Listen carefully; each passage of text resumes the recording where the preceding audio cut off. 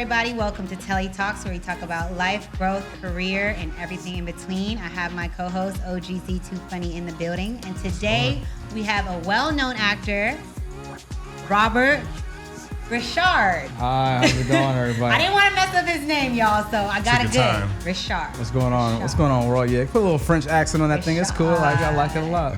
What's going on? Thanks for having me. I appreciate that. Thanks for coming. Oh, listen, so I have to say this. So, when I got here, everyone was bragging about how sweet you are, how nice you are. I was like, that's like a very big compliment. I mean, I feel like it goes like underrated, but like that's a really like obviously you're like beautiful and wildly attractive, but you being a kind person, I think it's pretty dope. Thank you so much. I appreciate you so much. And for the people that live in a rock and don't know who you are or haven't seen Coach Carter or Cousin Skeeter and all the good films that he's been on, please let everyone know about your journey and how you got to where you are today. Yeah, acting. I mean, a lot of people know me from Coach Carter, from House of Wax, from being on Vampire Diaries, from Meet the Browns, my show, My Cousin Skeeter, One-on-One with Kyla Pratt, and then all my other movies and television shows. Been doing this for a while.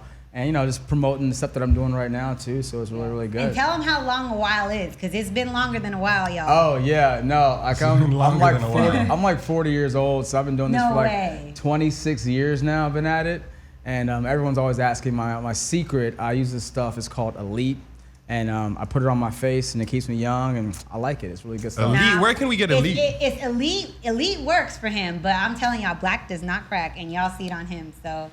Well, I appreciate that, yeah. Everybody wants to know where I get it. You can go on EPM Products. It's EPMProductX.com. That's where it is. You can get the stuff. It's great. Oh, my gosh. 40? I would never think 40. Yeah, for sure. I'm getting up there, for sure.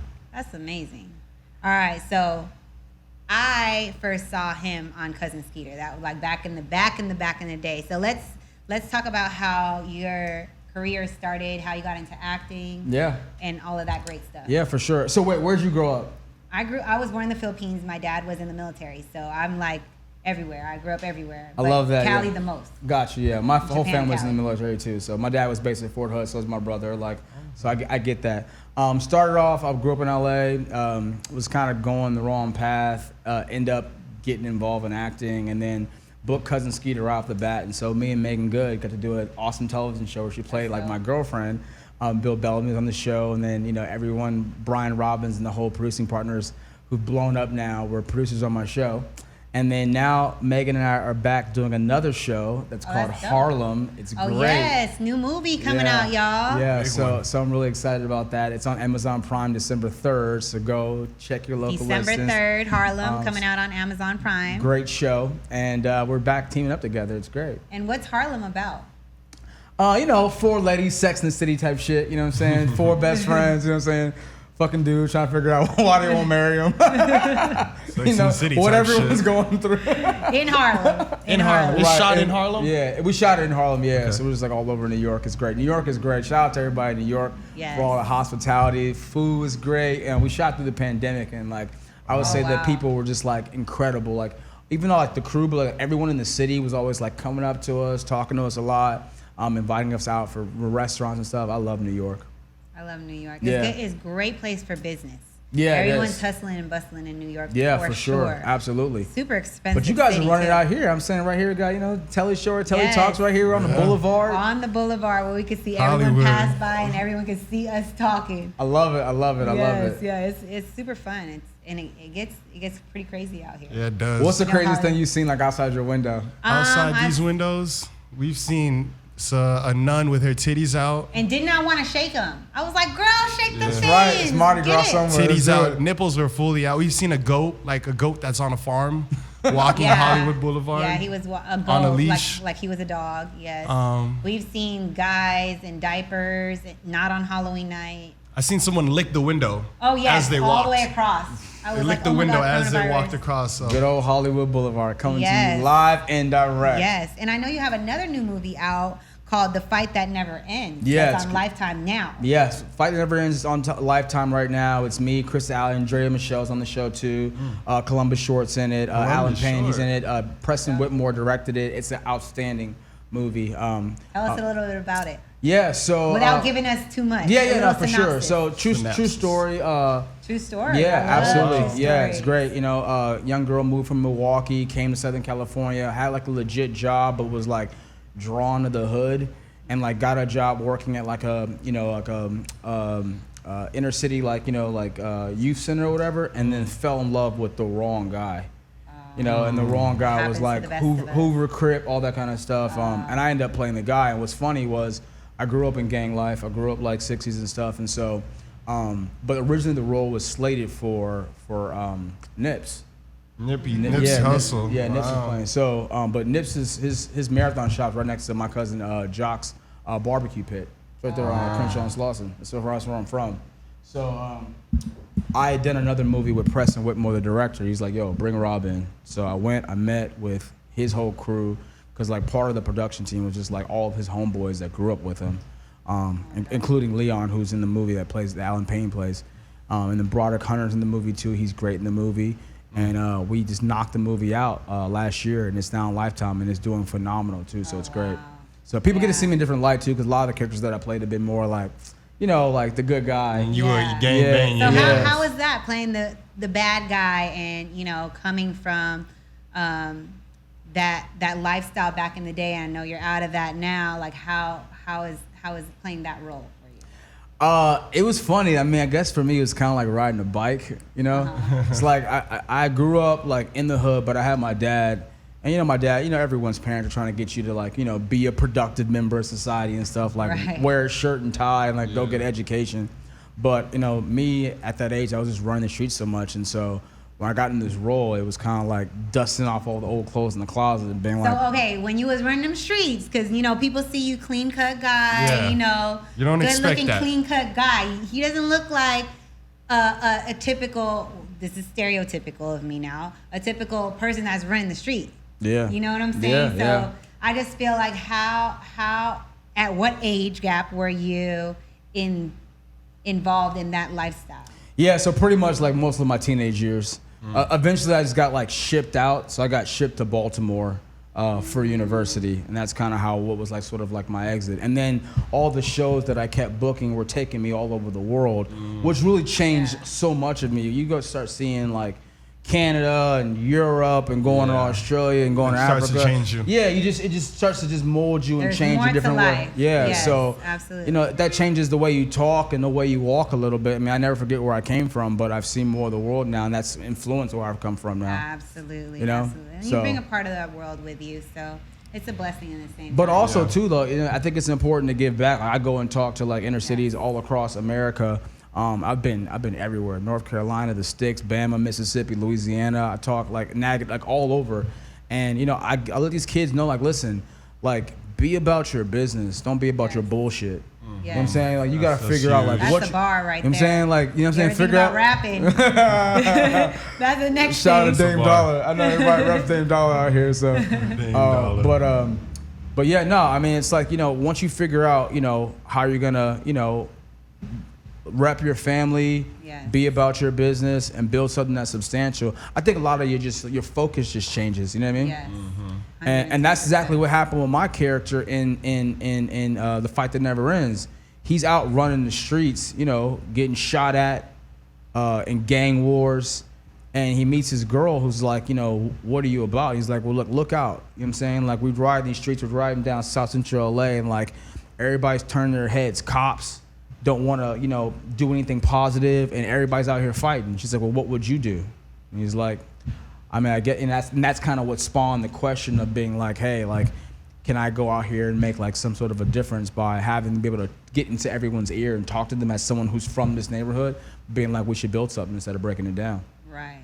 So how do you, as an actor, get into character or get into the roles that you play? And is there stuff that, I guess this is a two for one. So the roles that you play, and how do you get in them and out of them, and how do you not let that consume your life? Yeah, it's a good question. First thing I say is probably God. I think I have a God-given talent for acting, and I don't really try and question it too much. I just kind of get down on a knee, say my prayers, and get right to it. And then, the way that I think of acting as my sport, I don't really think of it as a creative person. I grew up in LA, so LA in the 90s is all sports, either hoopers or somebody playing football or whatever. So I kind of always like thought of it like, okay, like, how do I get my reps up, and like how do I be able to like do so much in practice that I perform on the field or perform on the court? Yes. So I kind of bring that to like my acting, and a lot of it I think is just body work. A lot of the characters that I build, I start from working out.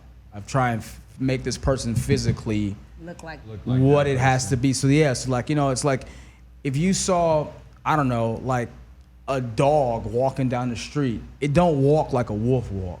Right. Like a cat don't walk like a lion walks. Right. Yeah. And so that's just a physical thing, and it ain't even got to look at you. You're like, oh shit. So like when I think of my characters, I'm like, how do I start putting the physicality into my character? Maybe like 2 months or a month before we start, so that the first time you see me, you're like, oh shit.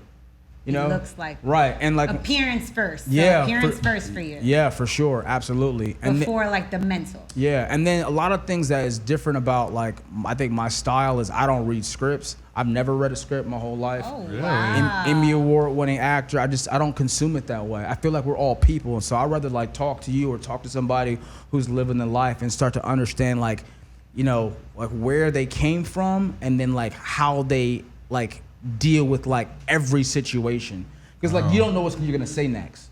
And like same thing with you, Zach, you don't know, and I didn't know what I was gonna say when I'm here. So I don't get to like learn my lines in life before I talk. This is not scripted. Absolutely. So like when it comes to acting, like I don't like being able to like feel like I rehearsed this so many times, like I know what I'm gonna do. Like every scene, By the book. every scene's different, and not knowing the whole story sometimes helps me, because I wouldn't react the way that I would if I know what's coming down the line. Right. Yeah. That makes sense. It's I've way never more heard of it. spontaneous. Yeah, I've never heard of an actor doing it that particular way, because I know, you know, I have a few friends. One of my best friends, actually, she's a comedian and she's turned into an actor. So I've practiced reading scripts with her and stuff like that. So like I've never heard of it done that way, and that's actually super impressive that you do it that way, because you're 110% right. Like when you look at a cat, you don't see a lion, you see a cat. Right. You know? And then when you look at a lion, you see a lion, you don't see a cat. Correct, absolutely. So, you know, and you see the physicality of the lion, and you see it and I'm like, oh shit, I'm scared. It's a lion, and it's not a cat. And the thing about it is the lion, the wolf, they're wild. The bear is wild. Yeah. They don't have like the handcuffs. And so like a lot of times in my scenes, like I do acting classes, I run acting classes, I have a lot of actors come over to my house and I'm training them. I'm like, listen, you need to know this scene before you know these lines. Because you're looking at the page and like you're basically going like, I'm gonna stand like this and say these lines and like look here, but like I'm not doing that here, neither are you. You know what I'm saying? Like if you were probably acting this scene, you probably wouldn't be holding your wrist the way that you feel comfortable right now. So I'm like, why aren't you doing that when you're on camera? And that's what we see when we see a dope Jack Nicholson or a Denzel Washington or whatever. You're like, yo, this motherfucker's wild out here. That's what makes the character so dope. So like even like in my class last night, like, you know, we had like let's say a 3-page scene. I'm like, let's just work on the first 2 lines. Let's work on the first 2 lines where they become so specific and your choices become so real and so emotional that even right now I'm trying to make a point. That's why I'm like tapping the table and like getting into your mind. I'm saying, and I've loaded how I'm gonna say this and then like delivering it to you. So let's do that like on camera. Gotcha. And that makes sense. That makes so much more sense, and it makes you get into character more when you know the scene, because it's like, let's say you're in the middle of Hollywood, right? Or you know how people in Hollywood act or whatever the case is, and you're trying to portray somebody walking the streets of Hollywood. Right. You're gonna want to see what Hollywood looks like, how it is, how the people are walking, as opposed to your lines in the scene. Exactly. That makes it so much easier. Absolutely I've never right. looked at it that way. And so once I learned the scene, I realized the lines come super easy. It's flow. And in the times when you don't, like when the lines aren't as easy, that means you're missing an emotional beat turn. Right? So like let's say like right now I'm having a good time with you guys, but if I saw somebody I hated on the street and I saw them outside the corner of my eye, the emotion would change. Yeah. Then I would start like flipping up, you know what I mean? My focus would change. Right. So that's like how I see, like that's what you got to figure out, the specifics of that in your character when you're like doing something. It's fun. Okay, so that's impressive. You should come to one of our classes. Yes, I'm so down, Zach. I am down. I'm down to learn how to act. I'm down to, you know, I got my son in acting. He enjoyed it for a little bit, but he was like, okay, well, I'm not really doing anything. So, you know, everyone teaches classes different. So he like wanted to get into it the first day. Right. You know, and it's like you don't learn a whole script the first day. It don't work like that. So yeah, it doesn't work like that. So I was like, you have to take the baby steps to get to where you want to get to. My classes, you wanted to run. My classes are 2 hours. Like last night, they were there for 5 hours. Oh wow. Like, you know what I mean? Like not even like leaving, just being like, yeah, we're gonna see. Yeah, I'm like, okay, that means they're getting a lot of value out of it. You know what I mean? Yeah, that would be so much fun. I did like one scripted role with Bentley Evans. You know, Bentley's great. He's amazing. Bentley's amazing. He's amazing. I worked with Bentley when I was like in the night. I mean, he did Jamie Foxx show. Yeah, he's an amazing. Shout out to Bentley Evans. Shout out to Bentley Evans. Yo, the great Bentley Evans. We love you, Bentley. Yes, we love you. He was the first person that gave me a chance, which is the only chance I've taken since then. So it was a comedy. Yeah. And I played. I remember that actually. Yeah, I played somebody's wife, and I didn't really have but maybe like 3 or 4 lines. Yeah. But it was, you know, I practiced so much, but I feel like if I looked at it from that perspective, like, cause it was like in a cafe, and you know we're inviting people to come over and stuff like that, and it's actually with Doran, Professor Ogilvy. What's his last name? Wilson. Doran Wilson. Doran's great. Yeah, he's hilarious. Doran's played like I think like my dad or something. One of these characters. He is hilarious. Yeah, I love Doran. Yeah, and it was amazing. It's called In the Cut, and it's a great show. And wait, In the Cut as in the television show? Yes. Yeah, wait, she did a scene on In the Cut. Yeah, I did a scene. You know that was right next door to One on One, directly next door. Same. That's crazy. No, same showrunner. Unetta Boone, who wrote One on One. And here we are right next to each other talking about acting. Wrote In the Cut. I mean, Bentley gave me my first job. Bentley was writing amazing. on Jamie Foxx. Bentley was the one I think that partly cast me on My Wife and Kids, and that whole camp was the one I got. That's crazy. So wait, so like, do you want to do it again? I want to, but and that was the thing. My friend, shout out to Teresa, she's a comedian. She was telling them about me, and she was like, "Girl, you could do it. You read scripts with me all the time. You got this." And I was just so worried about not fucking up my lines. I was practicing my lines over and over and over and over again, and I was just so worried about. I mean, it was like 4 lines, but to me, it was like these are the lines of my life. Like I can't fuck this shit up, So I mean, like I had a great time, but I feel like if I looked at the scene of where everything was. And, like we're in this cafe, we're talking about this, at the time, my spouse, he was talking to Doran, and he was like a high school, he came back, he's an astronaut. He came back and went back to his hometown to invite people to the wedding. And I found out he really didn't have the friends that he claimed he had. Oh. So he was like the nerd back in the day, and then he became cool. And now he's coming back for his, wedding. And, it was not what I thought it was, and he was like, you was the goofy kid, Right. Oh, you trying to perpetrate? Like, you guys are not my best man in my wedding. Right. I was like, I thought you had friends, and it's gonna be cool if we ever train together. It's gonna be fun because I think like the fact that like we both come from a military background, like a military family, and like sports. You're gonna feel like this is more of like a sports military training as opposed to just being like, let's read these lines over and over again. Yeah, and that's how I was. I felt like I gotta get this right. I can't fuck up. Like I have to make sure I'm moving right, or I'm not too this or too that, or too sexy or too aggressive or too bitchy. I don't want people to look at me this way. So it's a lot. I like get too deep into it, or I think too hard about stuff. So I feel like if I was just to look at like, all right, the scene is I'm in this cafe, I'm this man's wife, we're going to meet his best man, his potential best man, and this is what it is. And then practice. Yeah. But I didn't look at it that way. But I feel like that's the easier way to look at it. Yeah. It's funny. So like my acting coach, like at the beginning, I started off in theater.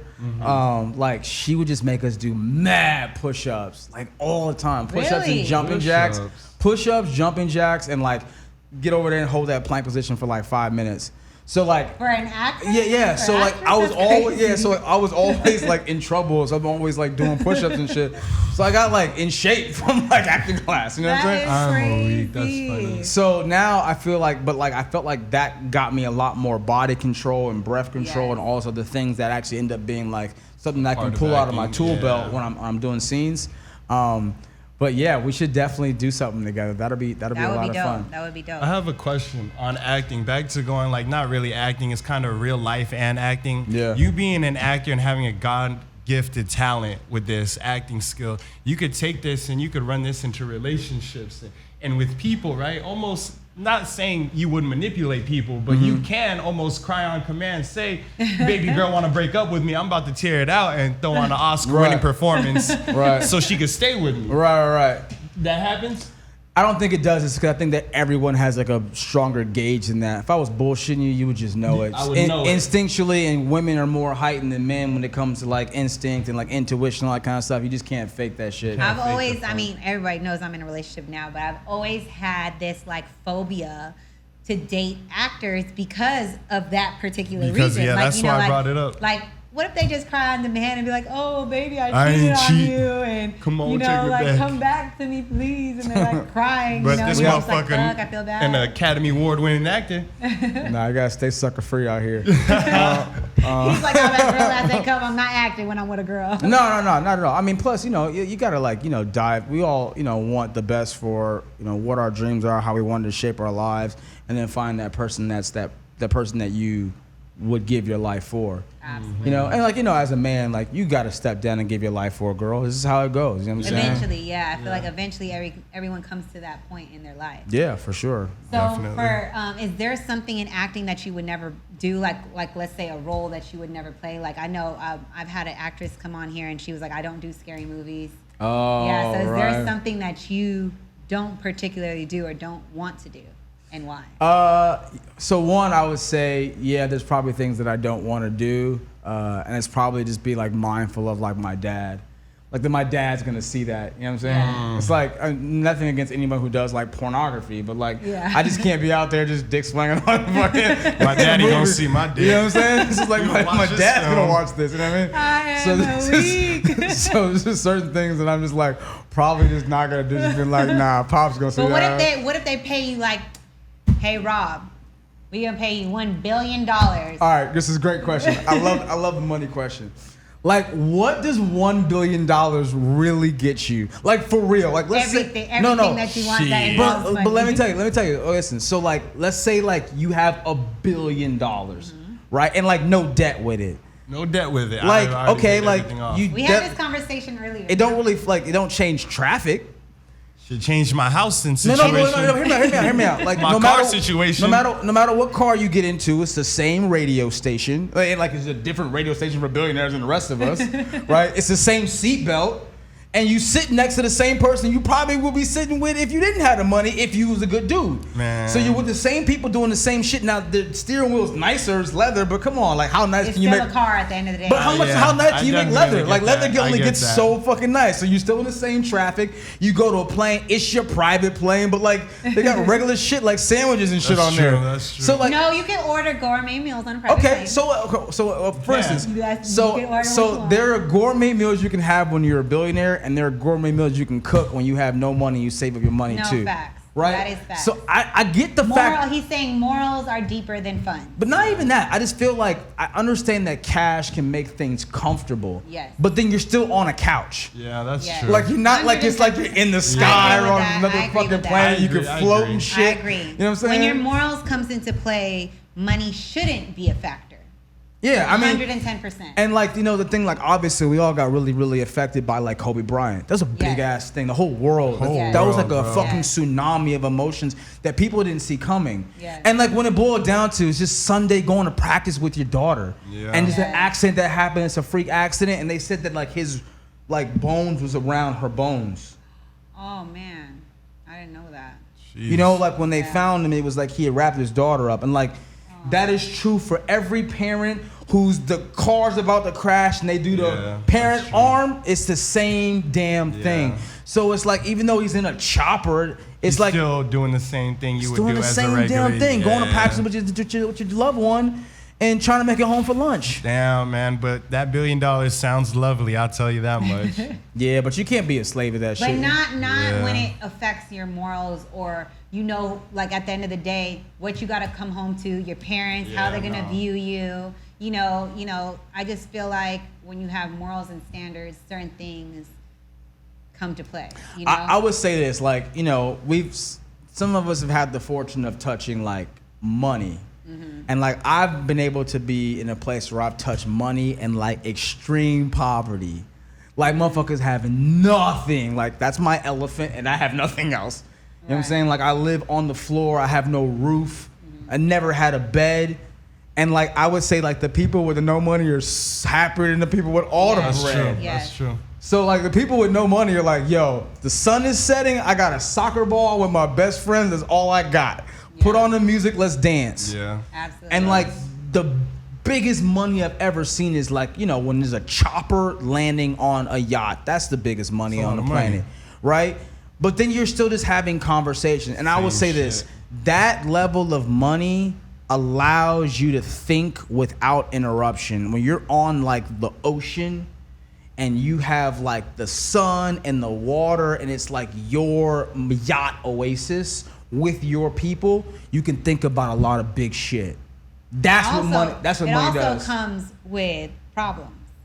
More money, more problems. More money, more problems. True. Then you get into like people not being around you for the right reasons. Then you get into, you know, the things you have to pay for, the more things that come along that you got to pay for, the things that you want that are costly. Maintaining that lifestyle gets costly as well too. So it's more money, definitely more problems. But you know what though? I don't know that there's many billionaires that are out here in the world without some level of real service to the greater population.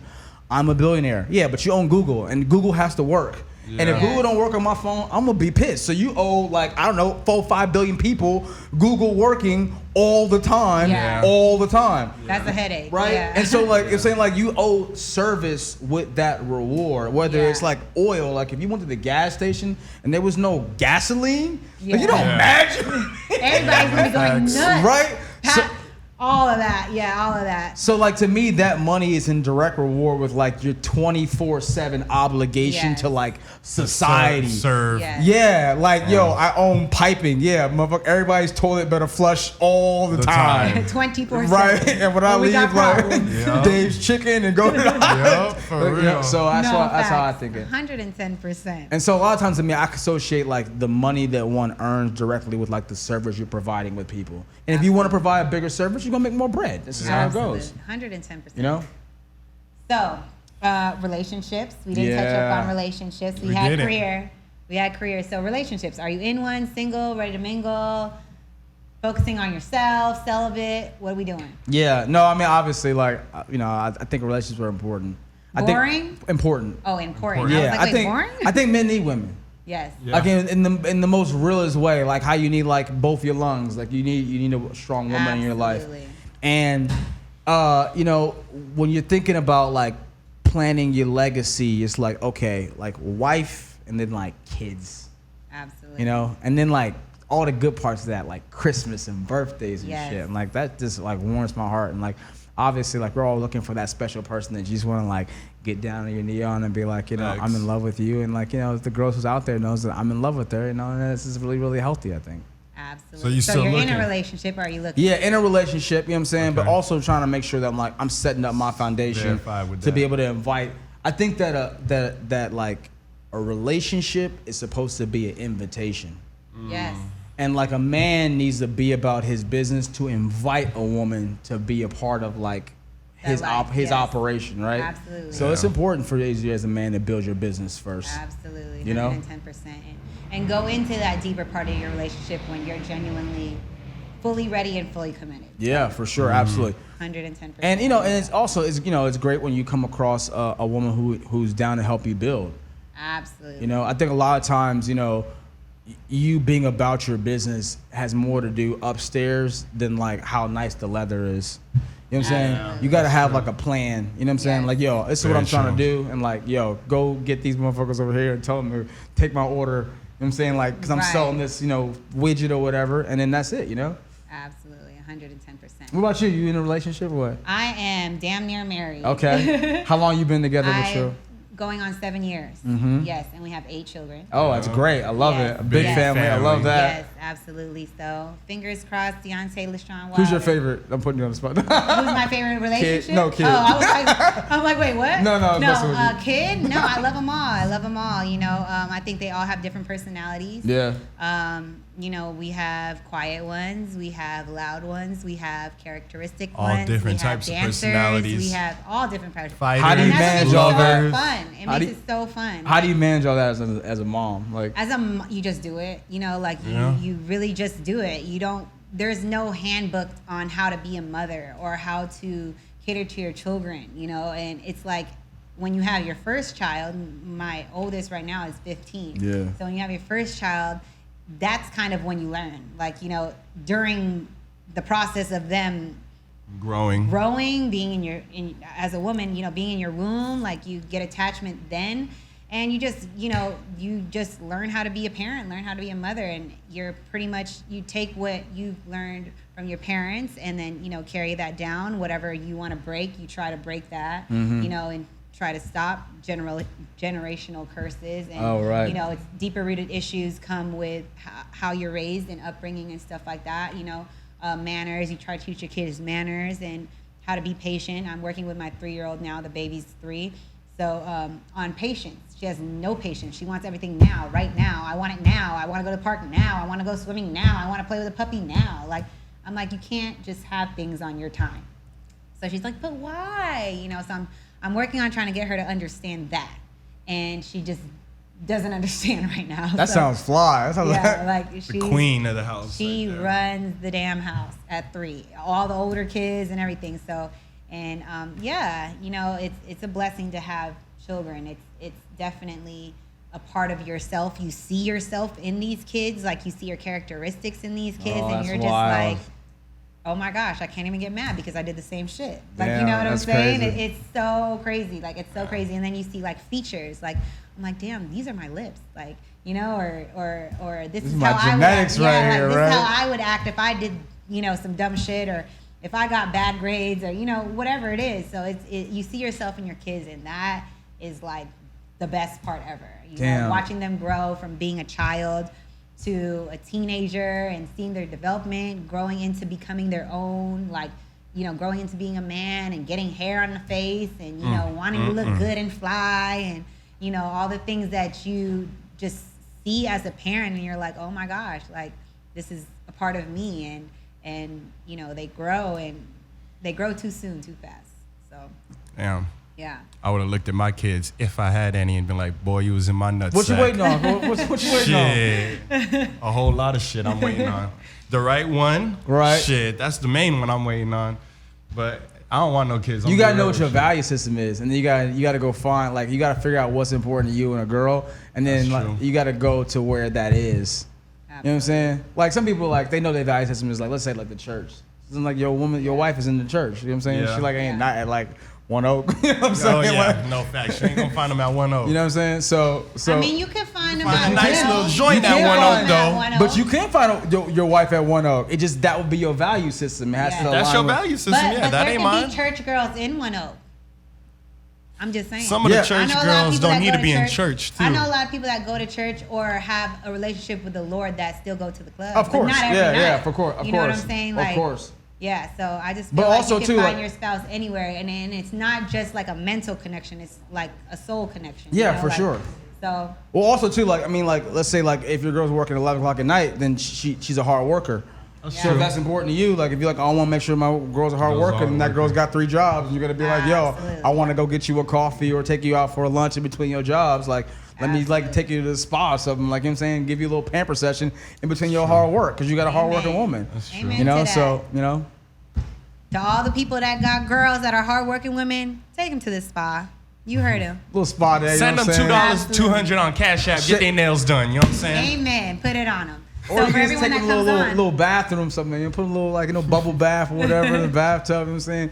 Get them some, like, you know. Be romantic. Just be romantic. Yeah, it's cool to be romantic. So for everyone that comes on, we have this or that questions. You can't cheat. This or that. Let's or that. Got you. No remix, no both, no changing the answer. Damn, all right. Yeah, got you. None of that. Got you. That's it. Okay. Start off really easy and get to know you outside of who you are as a person. Yep. All right. Let's get it. All right. Cats or dogs? Dogs. Pen or pencil? Pencil. Plane or train? Train. Football or basketball?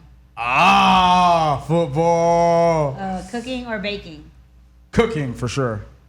Rap or R&B? Rap. Tech. Oh wait, I said text or call. Paper or plastic? Plastic. Hot dogs or hamburgers? Hamburgers for sure. Movies or TV shows? TV shows. You would rather play in a TV show or a movie over a movie? Oh, you're saying specifically to my industry? Yeah. Like for yourself. TV show, because you know what? Because everybody's like gets to watch you longer. Yes. Yeah. All right, TV show. Beyonce or Destiny's Child? Destiny's Child. Action or comedy? Action. Cookies or brownies? Oh, brownies. Netflix or YouTube? YouTube. Whoa. Shout out to YouTube. Toast or eggs? Eggs. Go ahead, Zach. Fire or water? Water. Pain or shame? Pain. Pictures or videos? Ooh. Pictures. Okay. Yeah, good one. That's a good question. Okay. That's a good one. West Coast or East Coast? West Coast. Tupac or Biggie? Oh, Pac for sure. Pac for sure. I'm gonna break it down to my last one. It's my favorite one. Would you rather watch your parents have sex or your parents watch you have sex? Oh shit! My parents watching me have sex. You want your stroking? No. I want my parents watching me have sex. But he don't want him to watch him. Have you seen my movies? I'll show you some highlights, Dad. Hilarious. No, So it's tell fine. everybody where they can find you. You know, I'm out here hugging grandparents, kissing babies. You know what I'm saying, if you guys see me in the street, come up and say hello. My telephone number is 213-215-8050. If you text me, I'm gonna try and sell you something. But all social media platforms and at the Robert Ri'Chard. And my website is therobertrichard.com. I love you guys. God bless. Yes, and absolutely tune into his new movie coming out, The Fight That Never Ends, on Lifetime. That's out right now. And Harlem, December 3rd on Amazon Prime. That's right. And smell good. Don't be all muggy Yes, and stuff. smell right good here. with TELLI fragrances. TELLI, you know what I'm saying? Absolutely. Hey, this is a perfume, not a toilette. So this stuff is like even better. If y'all know about y'all smell gang, you know what I'm saying? Your aroma gang, this is a perfume, is bomb. Yes, unisex fragrances. And Love that is it for TELLI Love Talk. it. Congratulations. Thanks for having me. I appreciate you guys.